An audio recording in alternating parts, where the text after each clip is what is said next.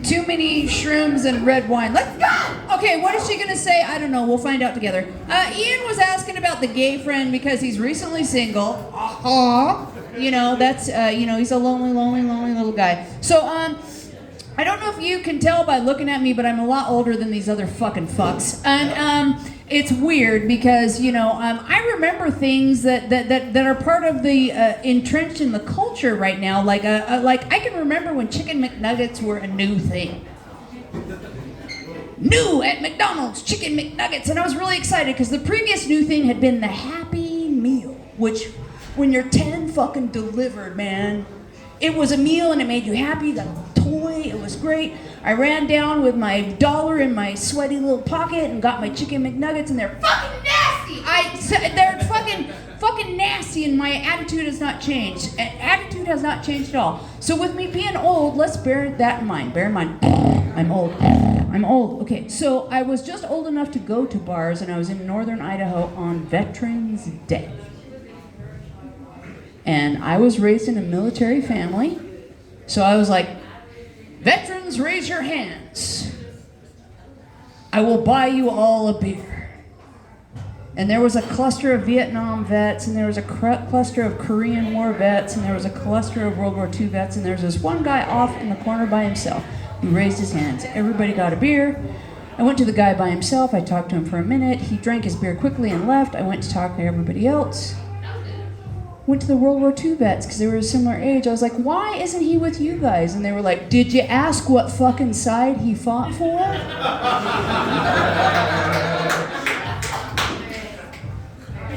Yeah, I bought a beer for a fucking Nazi.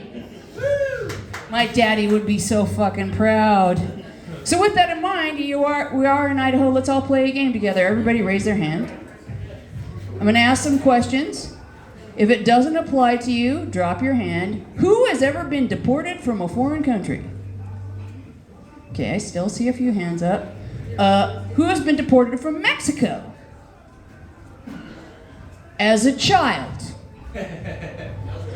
Okay, you were deported from Mexico as a child? No? Okay. So it's just me. Okay, well, let's share that story.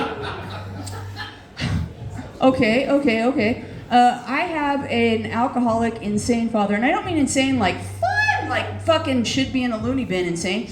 And he decided one day that my mother should not have custody anymore, so he kidnapped me from school. I did not know I was being kidnapped. It was just Dad picking me up. Let's go.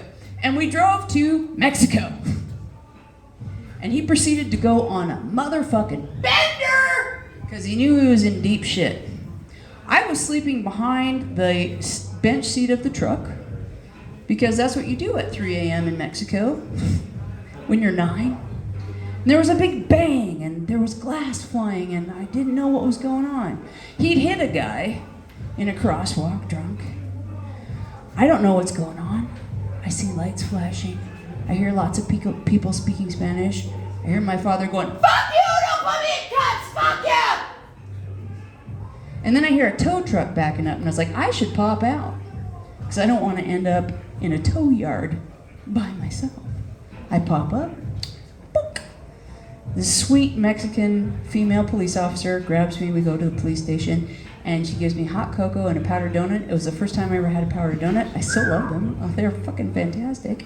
And that's when I found out that I had been actually kidnapped, and that my father had actually killed someone. And do you know your mama's phone number, sweetheart? Somebody that spoke English. So call my mom. She was amazingly calm because, with my father being insane, she really thought a murder-suicide had possibly happened, and to know that I was alive was amazing. You guys are not this... Okay, well, we'll keep going. We'll just keep going. So, I spent the night with the female police officer. I had a delightful time because, I was 9 and I was oblivious of fucking the realities of anything. It was like I had no idea what these people were saying. Her kids were great. We had a good time. And then they drove me to the border with the consulate people and passed me off to my grandmother. And I went home.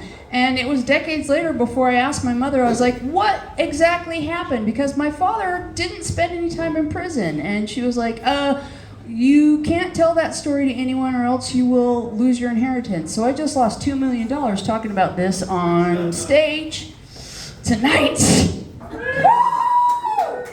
So I give no fucks. You want some real humor? You want some real funny? Okay, let's go. Has anybody here ever rage quit a job? Woo!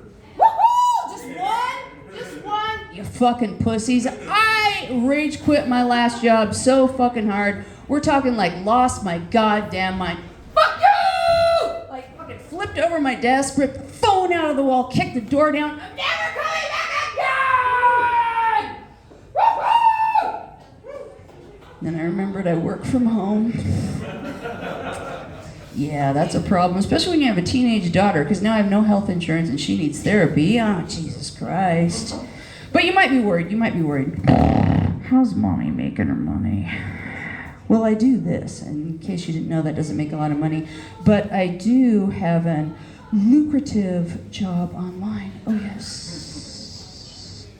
Where men go to entertain themselves, to amuse themselves, to have a good time. Oh, you know what I'm talking about, baby. Yes, you do. I sell Magic the Gathering cards online.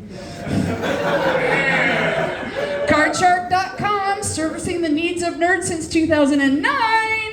My name is Copester, and I will send you stuff with pictures, too. My name is Tanya Cope, but my friends have shortened that to Taco. You have a good night, friends.